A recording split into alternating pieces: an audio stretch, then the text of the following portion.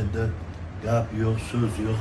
Dunyoga mashhur Chingiz Aytmatovda. Men uni bolaligimdan kitoblarni o'qib kelganman.